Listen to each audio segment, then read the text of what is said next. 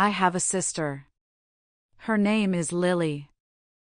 She is 10 years old, and she is very smart. Lily loves to read books. Every day after school, she sits on the sofa with a book in her hands. Her favorite books are about animals. She likes to learn about different kinds of animals and where they live. Lily is also very kind.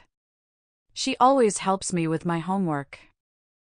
When I don't understand something, she explains it to me. She is patient and never gets angry. On weekends, we play together in the park. Lily likes to play on the swings, and we often race each other. Sometimes she wins, and sometimes I do. We both laugh and have a lot of fun. Lily also has a pet cat named Max. She takes good care of him. Every morning, she feeds Max and plays with him. Max loves Lily and follows her everywhere.